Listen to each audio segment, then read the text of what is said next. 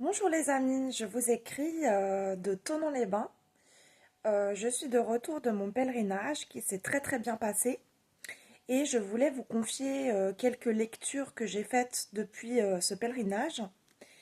Donc là-bas il y avait une grande bibliothèque, la bibliothèque de Lourdes, où il y avait des ouvrages majoritairement chrétiens qui parlaient beaucoup des conceptions morales du christianisme.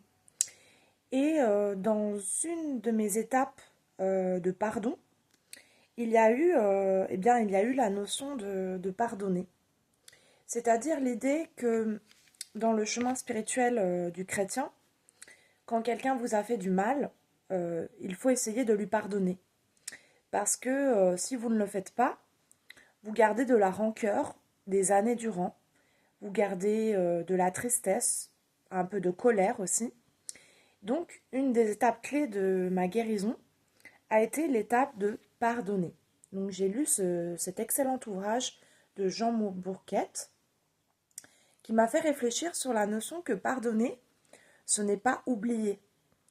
C'est l'idée que on peut pardonner à quelqu'un qui nous a fait énormément de mal, mais sans oublier le préjudice qui a été fait.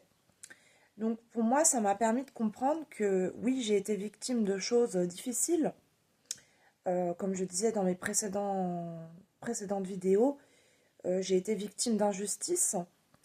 Et dans l'étape du pardon, le but n'est pas d'oublier l'injustice et de l'éradiquer, mais de la pardonner. Voilà. Donc il faut faire la distinction entre oublier et pardonner. Un autre livre qui a été une étape décisive dans mon parcours de chrétienne, c'est un petit livre pratique assez ludique qui s'appelle Préparer la confirmation avec les saints.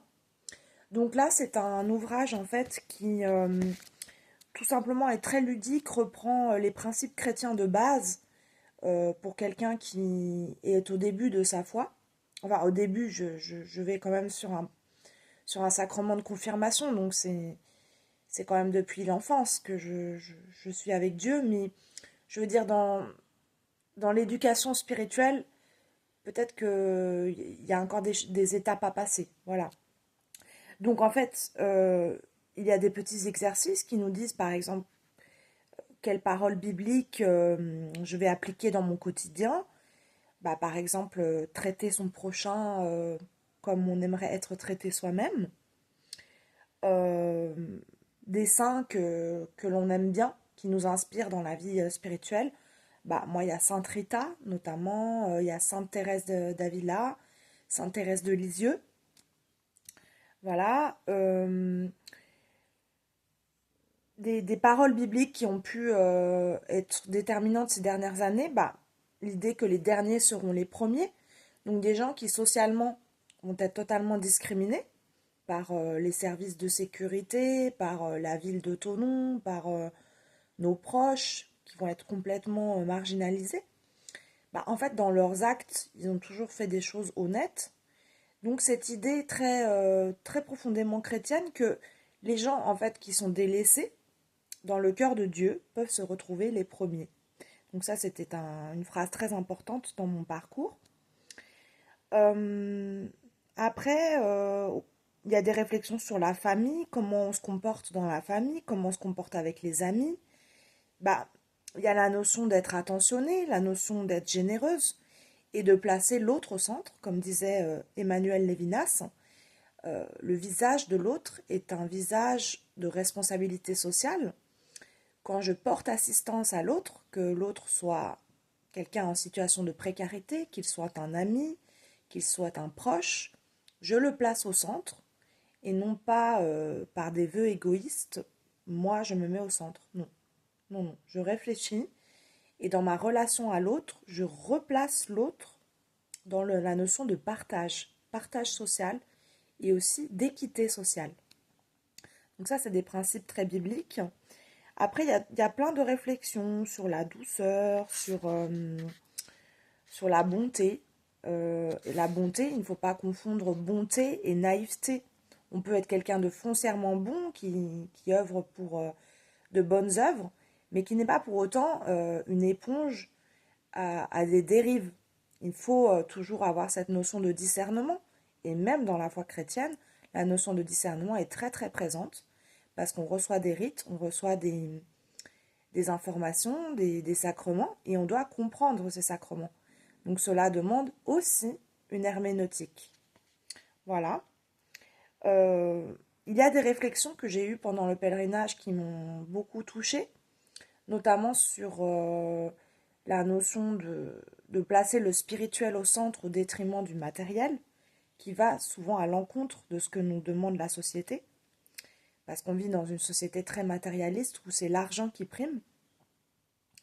Et il y a d'autres réflexions comme la foi n'est pas une question de connaissance, mais de cœur. En fait, un évêque ou une personne de foi va juger notre sincérité au niveau de Dieu sur notre cœur et non nos connaissances. L'érudition n'est pas un passeport pour recevoir un sacrement. C'est bien la notion de cœur, de qu'est-ce qui vit en nous, qu'est-ce qu'on a à donner au monde et qu'est-ce qu'on a à donner à nos prochains. Après, il y a des questions plus intimes. Quels sont mes défauts, quelles sont mes qualités, sur quel point je dois travailler. Donc c'est une vraie introspection, un travail d'introspection. Donc ce livre est vraiment très intéressant. Et il y a l'idée que la méditation, c'est pas quelque chose qu'on fait juste le dimanche à l'église, mais c'est quelque chose que l'on fait de manière continue, qu'on fait même au café, même avec nos amis, même quand on est à la salle de sport. C'est une vie intérieure et c'est quelque chose qu'on doit placer au centre de notre pyramide de Maslow. Donc prier, on doit le faire tout le temps et partout, même dans le bus. Il faut aussi faire attention aux médias, à qu'est-ce qu'on lit, de quoi on se nourrit socialement. Si on passe son temps sur les réseaux sociaux ou à regarder TF1, la Star Academy, ça va influencer aussi notre caractère, ça va influencer nos idées. Alors que si on regarde des concertos de Mozart, on regarde des choses qui sont raffinées au niveau intellectuel, eh bien ça va nous nourrir différemment. Ça va nourrir différemment notre perception au monde. Il y a l'idée qu'il ne faut pas être hypocrite dans la foi.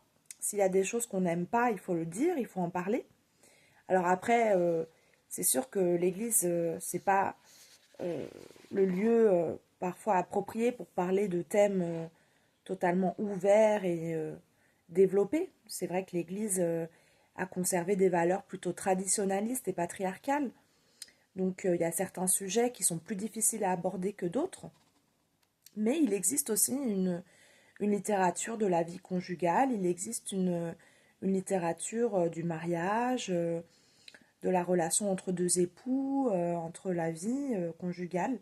Elle existe, je ne la connais pas pour le moment, mais c'est quelque chose que j'aimerais découvrir. Voilà, donc ce livre est vraiment très, très intéressant. Ludique, les neuvaines, il y a quoi d'autre les efforts qu'on fait envers Dieu, en quoi ils consistent, comment on s'engage auprès de lui et de la communauté, notre relation, parce qu'il y a énormément d'ordres différents, franciscains, augustins, bénédictins, etc., carmélites. Donc il faut connaître les différents ordres qui régissent une église pour savoir lequel nous parle le plus et lequel correspond le plus à nos aspirations. Et aujourd'hui, à Majuscule, j'ai acheté un autre livre qui travaille aussi, donc c'est un livre spirituel aussi, qui travaille sur les relations de type pervers narcissique, relations toxiques. Donc pour avoir été dans une relation comme ça pendant 4 années, voilà, avec un homme qui souffrait de perversion narcissique, j'ai lu énormément de livres à ce sujet. Et là, dans une optique chrétienne, il disait que Jésus avait aussi été en proie à de la discrimination et à de la maltraitance de la part de ses détracteurs, parce qu'il était juif, parce qu'il était pharisien, enfin il était étranger à tout le monde.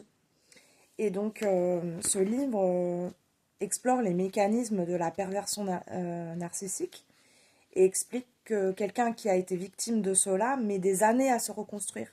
C'est pas juste un mois et elle recommence une autre relation.